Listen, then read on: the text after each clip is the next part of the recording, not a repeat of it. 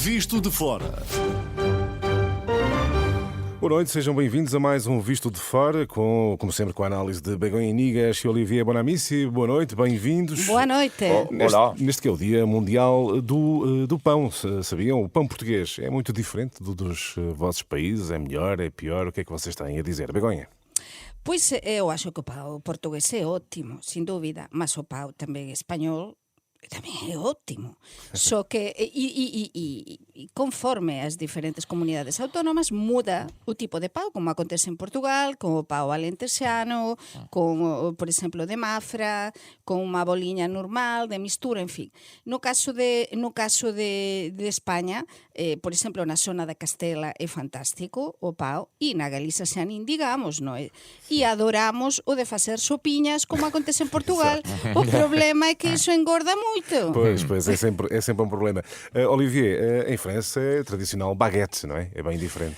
Sim, o que é curioso aqui, há duas coisas aqui que me surpreendem em relação ao pão, que é, eu não tinha dúvida que havia pão de qualidade em Portugal, portanto, para mim não foi uma surpresa. A surpresa são as doses individuais, isto não existe em França, lá as bolas, as carcaças, quando a primeira vez que eu vi alguém com 10 bolas ou 14 carcaças, fiquei surpreso. E outro ponto impressiona em Portugal, que não há padarias, ou quase não há. Isto é uma grande diferença com a França. Em França, em qualquer aldeia, em qualquer cidade, tens padarias em todo o lado, e em Portugal, não. As pessoas vão comprar o pão muitas vezes nas mercearias, estou surpreendido com a ausência. Pronto, em Almada, por exemplo, quase não há padarias, já há uma ou duas para 300 mil habitantes, ou seja, não há padarias em Portugal. Isto surpreende-me. Então, quando se fala de padaria, o sítio apenas e só onde se compra pão, pão ou bolos. Portanto, em França, em Portugal, não. Mas em Portugal aqui, não há padarias. No meu bairro, em Campo de Urique, eu tenho não sei quantas padarias, eu posso Sim, escolher. mas há de facto o hábito de comprar pão nas grandes superfícies. Exatamente. Em Portugal compra o pão nas superfícies ou então nas mercearias, não é? E não nas padarias. Pois eu compro numa padaria, mesmo com massa mãe, e um pão de verdade. E eu pergunto, Olivier, tu fazes sopinhas e na França se faz assim sopinhas, assim com o pão, assim com um molhinho assim, não? Assim, está a molhar, assim, claro. Claro que sim. Fogo, em França claro. também. Claro, em França também. Fogo. Os franceses É uma fazem. tentação. Sim. É uma tentação. Não imagino os franceses a fazer Sim, é uma isso. loucura. Isto é uma loucura. Daria um excelente debate sobre o pão francês, espanhol e português neste Dia Mundial do Pão, mas agora temos que ir à farinha da análise. Vamos debater os principais assuntos da semana. Euronet Plus. Temos, claro, que falar do Médio Oriente, do plano de paz, do cessar-fogo, com o alto patrocínio de Donald Trump. Ele que, enfim, até esperava ser Nobel da Paz, não se concretizou, mas de facto, Begonha, Trump assume aqui um papel preponderante neste domínio, no cessar-fogo em Gaza. Mas a minha pergunta é, então, e a Europa? Que papel tem a Europa? Na segunda divisão, na segunda fila, um papel não preponderante, não protagonista, un papel hiperdiscreto, non é? Porque nesa asignatura do acordo de paz no Egipto é verdade que estiveran varios líderes europeos. Por exemplo, Pedro Sánchez, o primeiro ministro español, esteve tamén Emmanuel Macron, estiveran outros líderes europeos, por exemplo, a primeira ministra da Italia, outros líderes europeos. Mas pronto, que levou o protagonismo, como dicías, foi o Trump. Exato. Mas a miña pergunta é, que vai acontecer agora, realmente? Porque sim, a noticia, os focos, os holofotes foran, a asignatura foi o suceso que se vendeu por parte dos Estados Unidos deste acordo de paz, desta primeira parte, mas xa temos mortos dun lado e do outro, xa temos, non se está a cumprir o acordo aparentemente xa da parte de Israel. E então, que é o que vai acontecer agora? Há muitas dúvidas. Já lá vamos, Begonha. Deixa-me perguntar ao Olivier se concorda com este quadro de irrelevância europeia neste domínio de promoção da paz no Médio Oriente. Sim, concordo plenamente. E do outro lado, eu diria que tem alguma lógica, porque afinal, quem é que apenas fala com Israel? São os Estados Unidos. Eu sei que Israel não ouve ninguém, exceto os americanos, certo, basicamente. E isso eu acho que é, a partir do momento em que ninguém ouve, que eles não ouvem ninguém, tirando os americanos, a palavra, de facto, eles só podia ser Trump a fazer isto, de uma certa forma. E, aliás, eu diria, vou mais longe, eu acho que a questão da Ucrânia é um pouco a mesma coisa, de uma certa forma, que é quem é a parte que é ouvida pelos dois países. Não deixa de ser os americanos, neste momento. Mesmo apesar de eu achar que Putin anda manipulado Donald Trump, mas não deixa de ser Donald Trump a ser ouvido ainda pela parte dos russos, não são os europeus. Putin não houve ninguém na Europa neste momento. Portanto, eu acho que tem alguma lógica o que aconteceu. Agora, que é triste, claro que é, e vê-se que uma voz unida na Europa não existe neste momento. Não existe mesmo. E como vai ser o processo? Era o que perguntavas há pouco, Begonha, como é que vai ser este processo de paz? Já que sublinhaste que há de facto algumas violações neste acordo de cessar fogo. Pelo que percebo, não estás muito otimista. Non estou, non posso estar, porque fiquei moito preocupada tamén na fotografía cando vin non só o protagonismo do Trump, non é? Do Trump con toda a súa familia, con o seu xerno, coa súa filla lá, o seu xerno que é xudeu e que foi o que liderou todas as negociações, non é? Foi o seu enviado para negociar a paz. Non sou optimista porque precisamente por estas violações e porque vexo que tanto o que se ten a facer, porque non temos máis do que ver as imaxes de como é que ficou Gaza. Non é? Há moita coisa que aínda há unha semana dicíamos, para a semana falaremos a ver quais é que son os contornos. Exato. Aínda do acordo, aínda non sabemos moita coisa. Sabemos que ficou todo destruído, sabemos que ficaron liberados os reféns, sabemos que aínda non se encontraran, iso é un problema moito grande, vai ser un problema grandísimo. Grande parte ou a grande maioría dos 20 e tal corpos, non é, de reféns israelitas Sim. que foran asesinados pelo Hamas, só enviaran 7 e algún deles até non se recoñece, non pertence. Por tanto, que aconteceu con os outros, isto vai dar problema. E depois estas mortes que xa se están a producir en territorio en Gaza por parte tamén do propio exército israelí. Que vai acontecer con este enviado especial tamén con o Tony Blair, o que vai lidar todo este proceso? Que vai acontecer con ele? O Tony Muitas Blair, dúvidas, portanto. O Tony Blair e o seu relacionamento no Medio Oriente é controverso, é dizer, non nin todas as persoas gostan dele, non é? É unha persoa que é controversa. Olivier, pessimista também? Sim, bastante pessimista, porque não é acordo de paz, é cessar-fogo. Cessar-fogo não é a paz, não é? É diferente.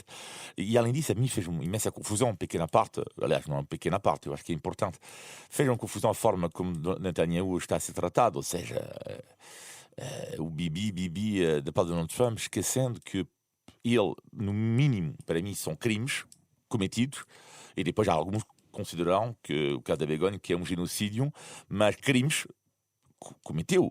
Sim. E ser tratado como uma espécie de herói, a mim, admito que me custa imenso. O tempo dirá se foi un xenocidio ou non. Exatamente, o tempo irá, a justiça o número, o tempo sempre põe a todo no seu lugar. Exatamente. Mas cando saibamos os números reais de mortos, de asesinatos, de mortos en Gaza, cando teñamos máis información, tudo em perspectiva, não é? Poderemos fazer uma análise muito mais em perspectiva. Só queria acabar para concluir em relação ao que vai acontecer depois, é cuidado porque Israel está cada vez, por causa do que fez o governo israelita, está cada vez mais isolado. A sensação que eu tenho é que este governo está à espera de qualquer falha para voltar ao ataque em Gaza. E sobretudo agora que os reféns estão libertados. Ou seja, estão à espera de qualquer gatilho para voltar a atacar.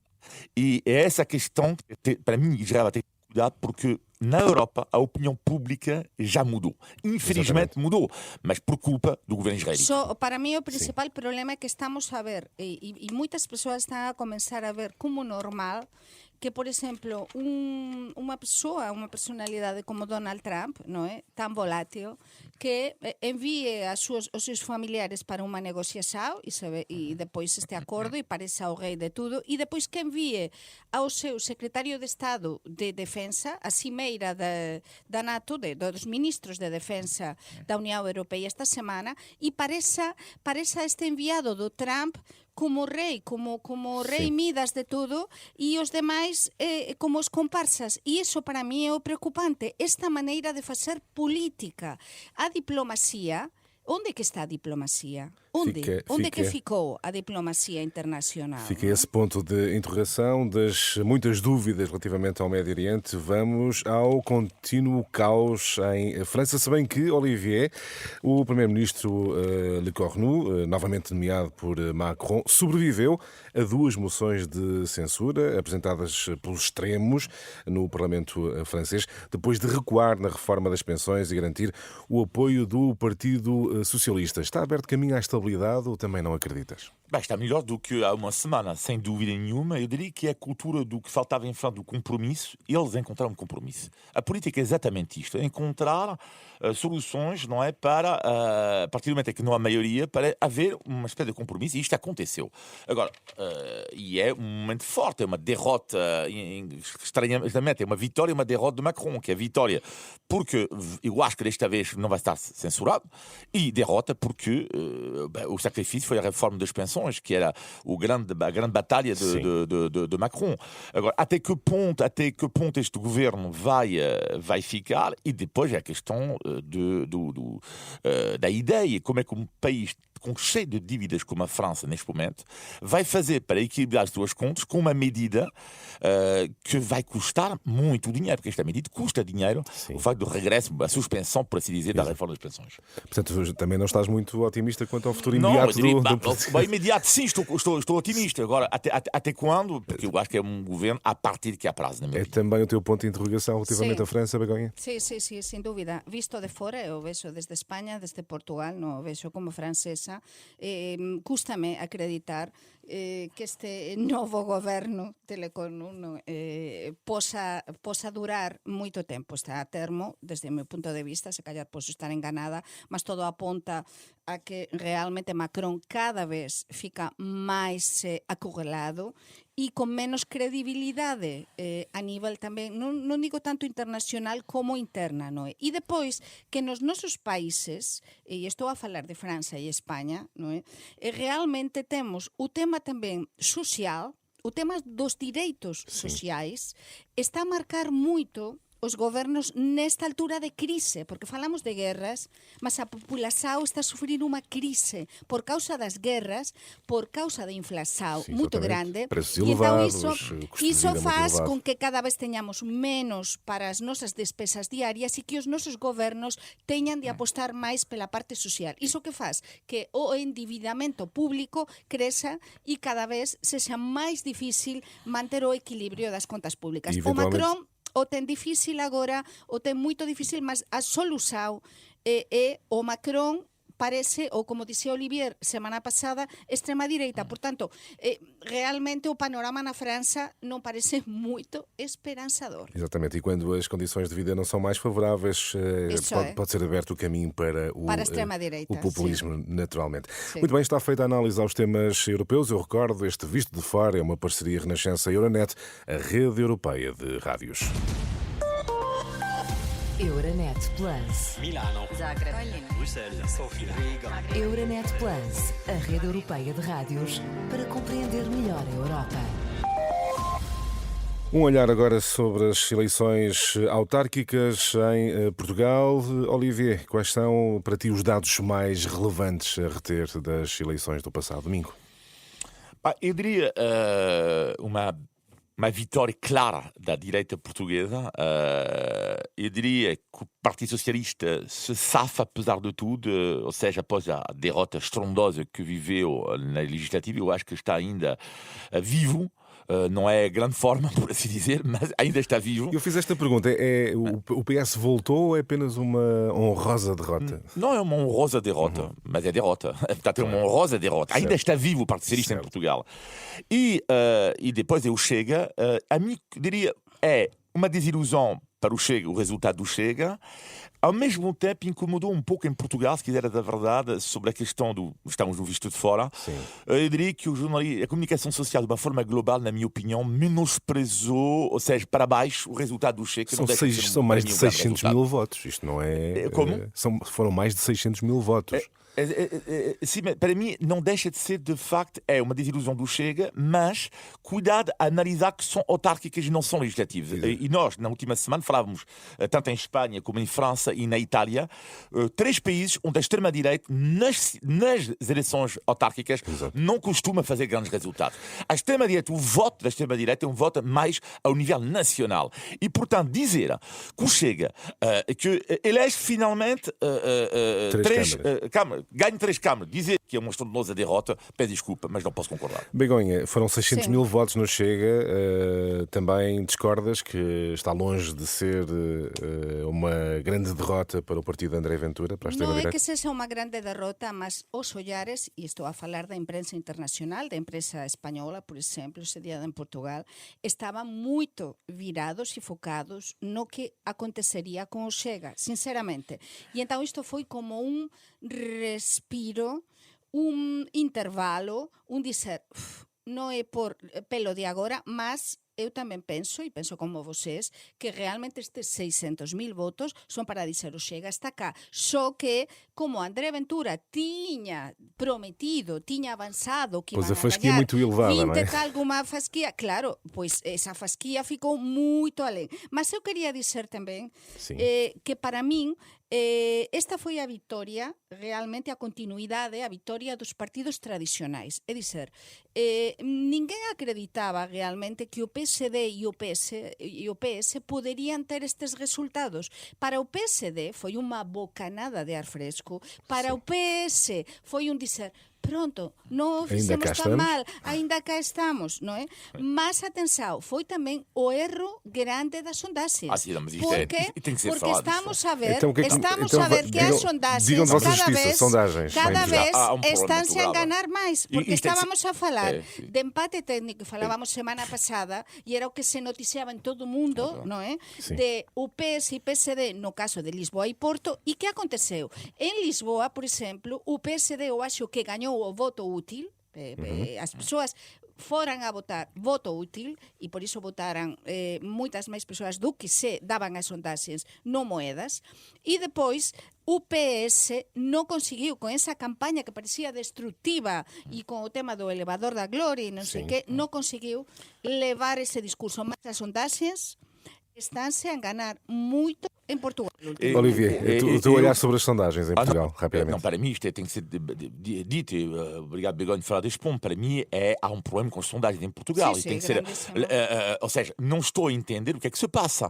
Ou seja, eu fui ouvir esta manhã de novo para preparar o programa a CNN na altura. E o que diz o nosso colega da CNN quando apresenta a sondagem à boca das urnas? Sim, já agora estou a falar da boca das urnas também, que é inacreditável. E ele diz empate técnico, passa a citar, empate técnico em Lisboa, com ligeira vantagem de Carlos Moedas. Carlos Moedas ganha com 8 pontos. Exato. 8 pontos de vantagem. Isto é uma vitória claríssima. Confirmou-se um empate no Porto, enfim. Foi empate técnico em Lisboa. Ou seja, em Lisboa, não estou a entender. Empate técnico em Lisboa a 8 pontos.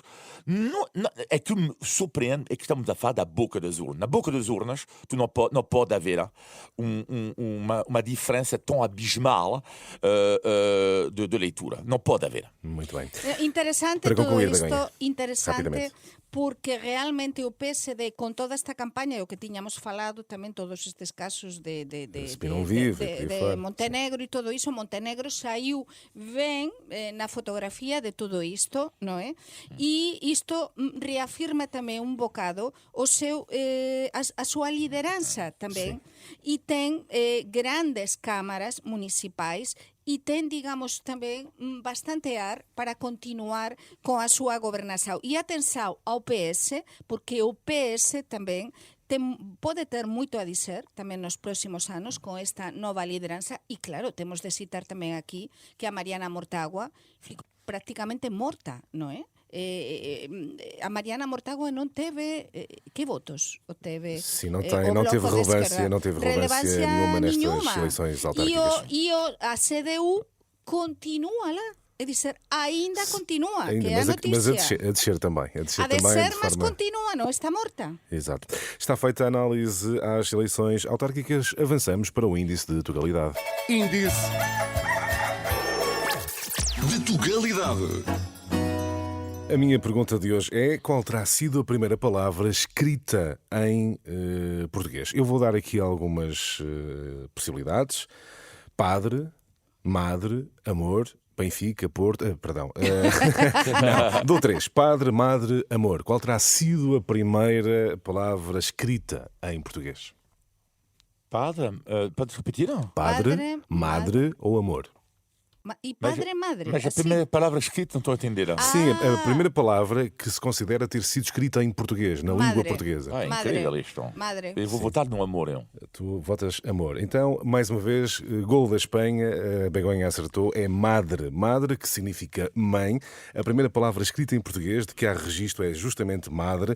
Este termo aparece num documento do século VIII, conhecido como o Auto de Fundação do Mosteiro de Lourvão, datado do ano de 882. Terá sido, é o registro, o primeiro registro em português escrito, é a palavra madre, que depois se transformou em mãe, é a primeira palavra português escrita. Portanto, Posso aqui, dizer uma Espanha coisa, ganhou. posso Sim, dizer claro uma que sim. coisa, como bem sabem os nossos ouvintes, o português e o galego teñen a mesma origem, exatamente. galaico-portugués. Exatamente. Nessa altura, ainda tamén no galego, non existía como tal, pelo menos até onde eu sei, a palabra mãe. Portanto, Exato. por iso eu pensei, pronto, ou é mãe, ou é madre, ou é padre. Eu estou a Mas fazer aqui uns nesse momento- exercícios. Eu tenho que pedir desculpa, Olivia. Estou a fazer aqui uns exercícios mais fáceis para a Begonha. Isso também é verdade. Não, porque eu coñezo tamén o que é a orixen das linguas, non é? Exato. E o portugués e o galego teñen São unha muito similares. orixen, non, e que